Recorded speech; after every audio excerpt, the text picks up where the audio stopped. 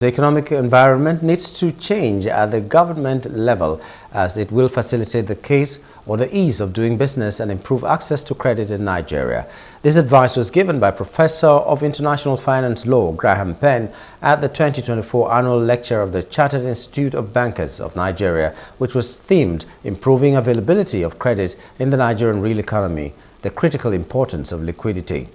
Professor Penn said clear regulations on the balance sheet and the regulatory effect of loan transfers for both the supply and demand side of the loan are part of the challenges to be addressed. Justin Akadonye tells us more. Members, fellows and visitors converge on this hall. The Cibn annual lecture, a public policy forum established by the Institute, brings together stakeholders to participate in discussions on current economic matters.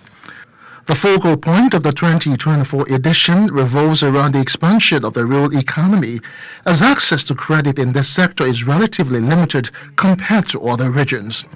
Stepping onto the stage, the president and chairman of the Institute Council addresses the audience, emphasizing the Institute's recognition of the crucial role that access to credit plays in driving economic growth and prosperity. The Cibn says it remains committed to promoting the availability of credit in Nigeria.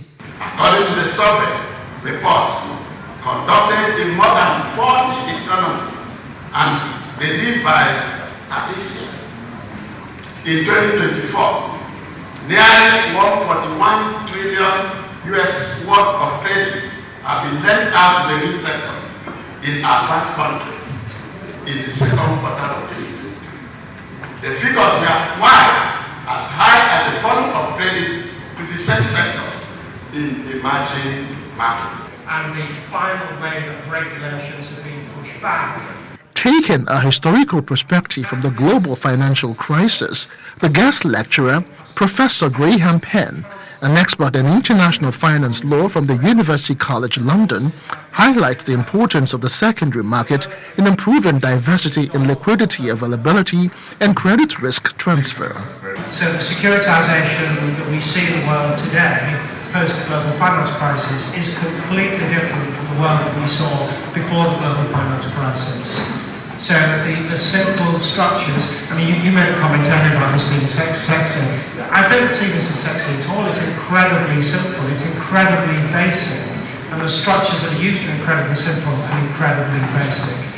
The Lagos State government also speaks on the relevance of the lecture, particularly during a time when the nation's economy is undergoing re-engineering and restructuring.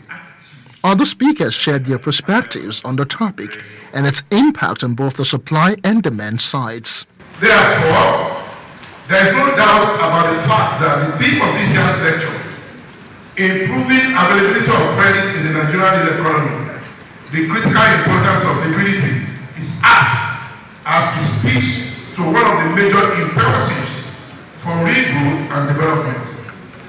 It also seeks to address one of the major impediments against the growth and survival of the real sector, especially the agricultural and the manufacturing sectors. The need for improved liquidity has led to a call from stakeholders for recapitalization of banks and their classification into three categories: Tier 1, Tier 2, and Tier 3.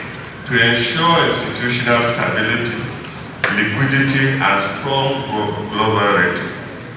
To improve liquidity, there is need to improve asset and liability management. Professor Penn further identifies additional challenges that need to be addressed to enhance credit availability, including confidentiality issues under Nigerian law and practice, as well as clear regulations governing securitization to facilitate the conversion of loans into tradable securities, among other measures. Justin Akadonye, Plustvafrica News, Lagos. Hello, hope you enjoyed the news. Please do subscribe to our YouTube channel and don't forget to hit the notification button so you get notified about fresh news updates.